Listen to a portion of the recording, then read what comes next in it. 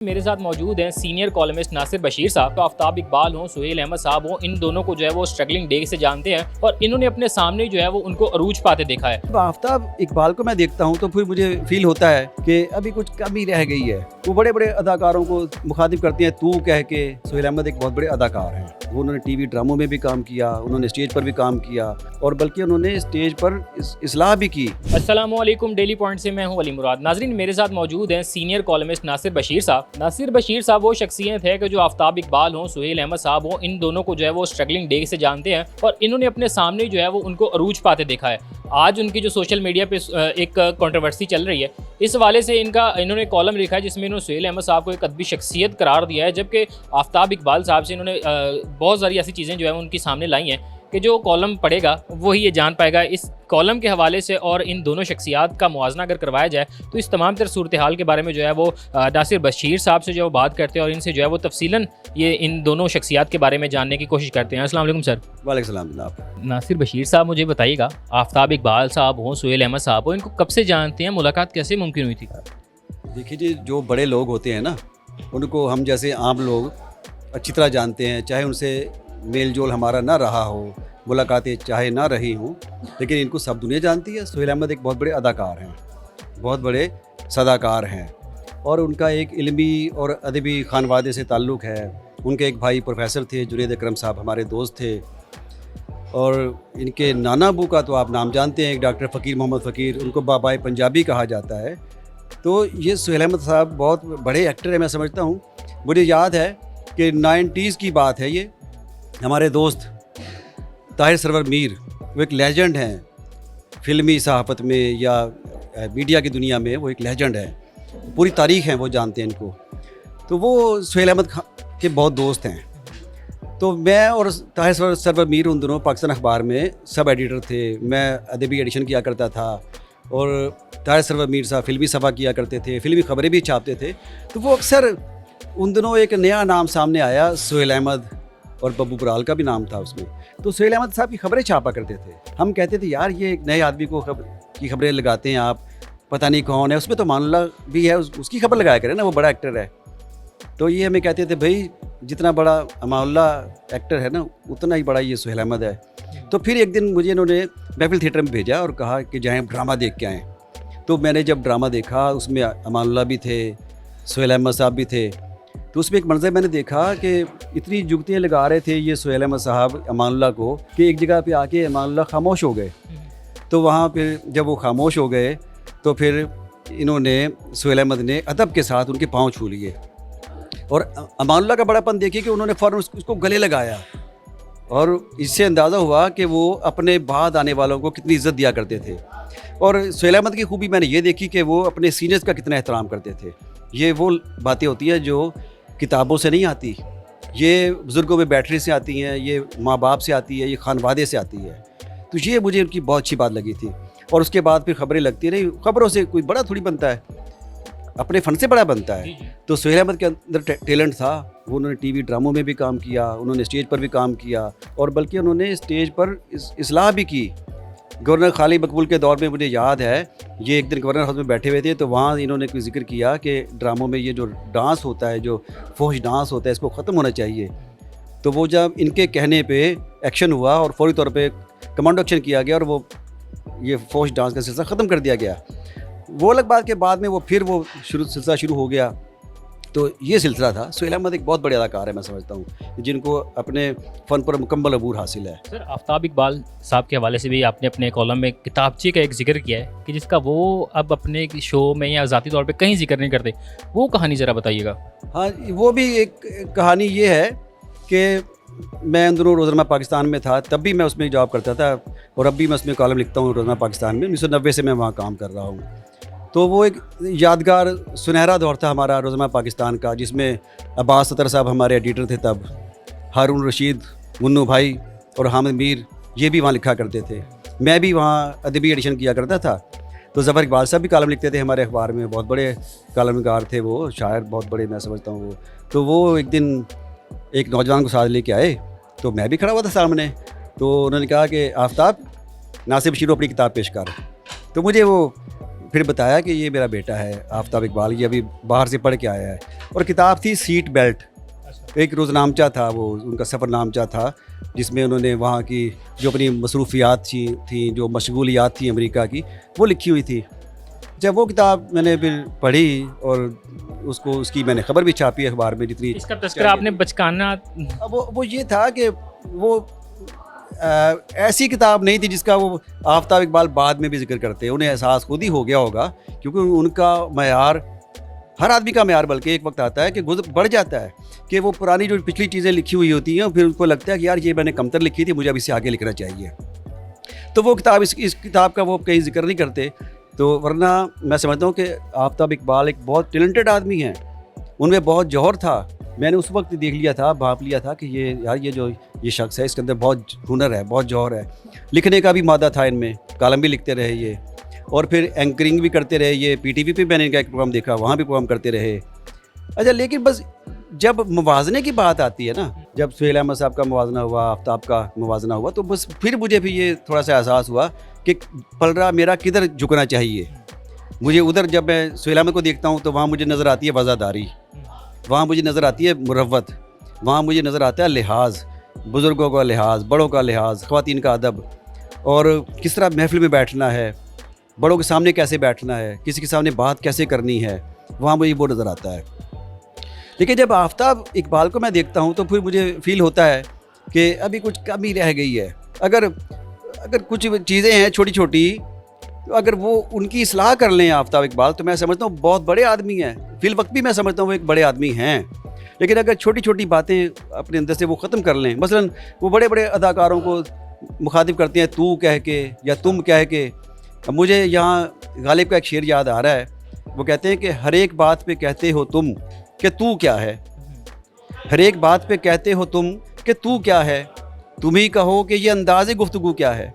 तो जब ये तू कहते हैं, तुम कहते हैं, तो मुझे फिर अजीब लगता है। अमानुल्लाह को भी वो तू तड़ा करके बोलते थे, और इसी तरह इस हमारे बहुत बड़े सिंगर जो हमारा असासा है यहाँ का, मेहदी हसन, उसकी डब्बी बनाई हुई थी, फिर उसका जिस तरह वो मजाक उड़ाते थे सबके साथ बैठ के, तो हमारे लेजेंड वो इतने बड़े आदमी, और उनका हम मजाक उड़ाएं। फिर अनवर मकसूद से लाख इख्तलाफ हों आपको, लेकिन बुज़ुर्ग आदमी हैं, बड़े अदीब है, बड़े आदमी हैं। जिस तरह आफ्ताब इकबाल के वालिद ग्रामी बहुत बड़े आदमी हैं, इसी तरह अनवर मकसूद साहब भी बड़े आदमी हैं। तो उनका भी एहतराम मलहूज़े खातिर नहीं रखा गया उस प्रोग्राम में। उनकी डमी बनाई जाती थी, उनका फिर मजाक उड़ाया जाता था, उनकी तज़हीक की जाती थी। वो मुझे भी बहुत उस पर दिल दुखता था। तो फिर मुझे महसूस होता था कि कभी आफ्ताब इकबाल भी तो सीनियर होंगे, बुज़ुर्ग होंगे, कभी इनके भी तो सफ़ेद बाल होंगे। तो तब अगर हम जैसे लोग या कोई इनके बाद आने वाले बच्चे अगर इस तरह की हरकत करेंगे तो बुरा लगेगा हमें। सर ये शख्सियत का कुछ ऐसा असर है, क्योंकि देखा कि सुहेल अहमद साहब हैं, वो बहुत नाप तोल के बात करते हैं। आपने भी कहा कि वो एक अदबी फैमिली से ताल्लुक़ रखते हैं। इसी तरह अगर आफ्ताब इकबाल साहब की बात की जाए, उनकी शख्सियत में थोड़ा सा तज़ाद नज़र आता है कि जो अदाकार, जो भी आर्टिस्ट जो है वो उनके साथ काम करता है, बाद में आके ऐसी ऐसी बातें बताता है उनके बारे में, वो हौलनाक होती हैं। जी, बात देखिए ना, अब सारे लोग तो गलत नहीं हो सकते। इतने लोग जो यहाँ इनके पास आते हैं, कुछ अर्सा काम करते हैं, और ये उनको पैसे देते हैं, और फिर ये अपने प्रोग्राम में उनको बिठाते हैं। तो बात ये है कि वो सब लोग तो गलत नहीं है, फिर कोई एक आदमी गलत हो सकता है ना कोई। तो यहाँ मुझे एहसास होता है कि यकीनन कोई इधर ही कोई कमी है कि अगर ये अपने फ़नकारों को इज़्ज़त देना शुरू कर दें। जिस तरह मैंने एक और प्रोग्राम देखता हूँ आजकल, होशियारियाँ देखिए आप ज़रा, उसमें हारून साहब हैं, मैं उनका प्रोग्राम देखता हूँ। उसमें मैंने कभी नहीं देखा कि उसमें कोई छोटा फ़नकार हो, बड़ा फ़नकार हो, कैसा भी अदाकार हो कोई, उसका कभी वो मजाक उड़ाते हो, तज़हीक करते हो, या कोई ऐसी बात करते हो जो जिस दिल आज़ारी का बायस बनती हो। हत्ता कि हम जब देखने वाले हैं, हम भी फिर खुश होते हैं कि देखिए फ़नकारों की इज़्ज़त हो रही है, उसमें अच्छी बातें होती हैं। बातें यहाँ भी वल्गर नहीं होती, आफ्ताब इकबाल के प्रोग्राम में भी वल्गर बातें कोई नहीं होती। लेकिन जब मुझे महसूस होता है, जब वो उनको डांटते हैं, जब गुस्सा करते हैं, मैं कहता हूँ कि अब इनको कंट्रोल करना चाहिए आफ्ताब साहब। सर ये बड़े आदमी बन गए। ये चीज़ शोहरत की वजह से आई है उनमें, या जब से आप जानते हैं नहीं, ये ऐसा नहीं है, ये शोहरत की वजह से नहीं आई। ये चीज़ें अंदर इंसान के इनबिल्ट होती हैं, बाज़ चीज़ें, और वो उम्र के साथ साथ चलती हैं। लेकिन मुझे यूँ लगता है कि जैसे सुहेल अहमद को बड़े डायरेक्टर मुयस्सर आ गए थे पीटीवी में भी, और स्टेज पर भी बड़े बड़े डायरेक्टर उनको मिल गए थे। वो इस्लाह करते हैं, वो बताते हैं कि भाई ऐसे वक्त गुजारना है, ऐसे बात करनी है, इस तरह स्वभाव होना चाहिए तुम्हारा। तो मुझे लगता है कि सोहेल अहमद अपना आफ्ताब इकबाल चूँकि डायरेक्टर भी खुद है, अपने राइटर भी खुद है, वो प्रोड्यूसर भी खुद हैं वो, ठीक है ना। तो मुझे यूँ लगता है कि कहीं डायरेक्टर की कमी है, कहीं हिदायत की कमी है कि कोई इनको अगर कोई सर पे को बड़ा हो ना बैठा हुआ हो तो बच्चों को वो सिखाता है बहुत कुछ। तो अगर एक वो डायरेक्टर ऐसा हो जो हमारे आफ्ताब इकबाल साहब से पावरफुल हो, जो आफ्ताब इकबाल जैसे आदमी से भी अपनी बात मनवा सकता हो, तो फिर मैं समझता हूँ कि ये छोटी छोटी बातें भी दूर हो सकती हैं। तो आफ्ताब इकबाल के बारे में ये हरगिज़ नहीं मैं क्या कहूँगा कि वो कोई बड़े आदमी नहीं है। वो उनका काम बहुत बड़ा है कि उन्होंने बड़े बड़े फ़नकारों को या छोटे छोटे फ़नकारों को बड़े बड़े मुकाम पे बिठा दिया उन्होंने। और इन दोनों शख्सियात का जो तारुफ कह लें या जो एक ज़िक्र है वो आपने अपने कॉलम में बड़े मुनफरिद अंदाज से किया, जिसमें मैं एक बताता हूँ कि सोहेल अहमद साहब के हवाले से आपने कहा कि एक अदबी फैमिली से ताल्लुक़ रखते हैं और पुरवकार शख्सियत है इनकी। दूसरी जानिब आफ्ताब इकबाल साहब को आपने मुखातिब किया, तो ज़रा देखिए मैंने बात की कि वो एक सोहेल अहमद साहब जो है ना एक इल्मी खानवादे से ताल्लुक़ रखते हैं और उन्होंने इस ताल्लुक़ को टूटने नहीं दिया। आज भी सोहेल अहमद साहब के हल्का अहबाब में बहुत सारे बड़े बड़े लिखने वाले मौजूद हैं।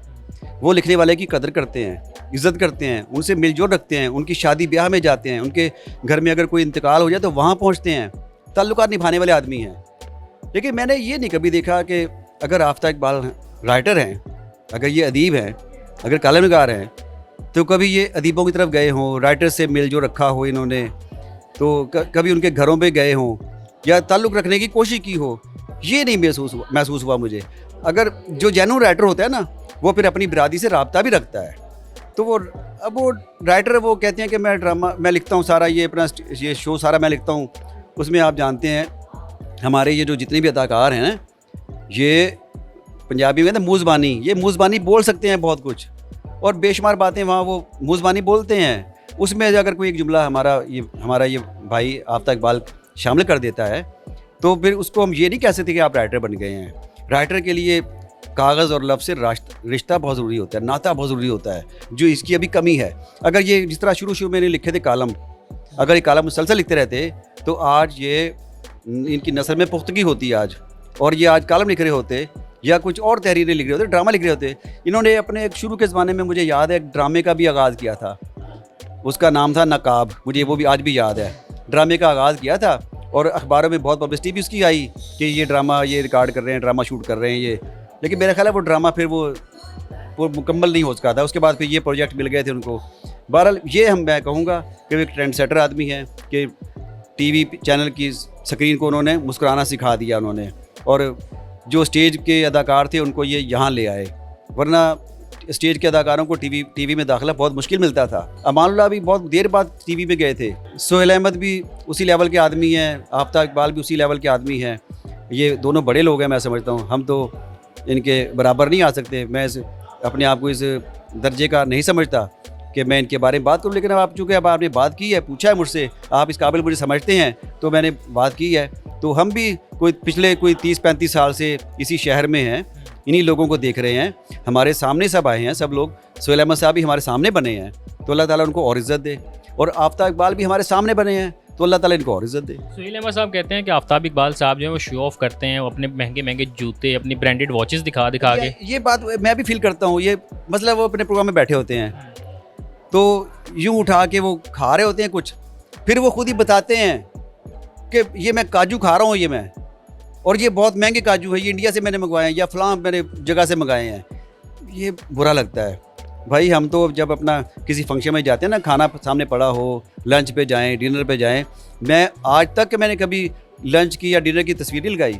अपने बच्चों को मैं बताता हूँ, बच्चे जब पिज़्ज़ा खाते हैं, बर्गर खाते हैं, उनको भी मैं कहता हूँ, बच्चे फ़ोटो बनाते हैं, फिर मैं कहता हूँ ये फेसबुक पे नहीं लगेगी। क्यों? क्योंकि हज़ारों लाखों करोड़ों लोग पाकिस्तान में ऐसे हैं जिनको ये मुयस्सर नहीं है। लोग भूख में वक्त काट रहे हैं। तो जब ये शो ऑफ यूँ करते हैं कि मैं ये काजू खा रहा हूँ और ये मैं जनाब ये अखरोट खा रहा हूँ, ये मेवे खा रहा हूँ, उसका जिक्र करना मायूब लगता है। ये छिछोरे लोगों की हरकत होती है ये, इस तरह की बात करना। दोनों को कोई मशवरा देना चाहेंगे आप? बस मैं तो मशवरा यही दूंगा कि अब ये इख्तिलाफात जो है ना ख़त्म होने चाहिए।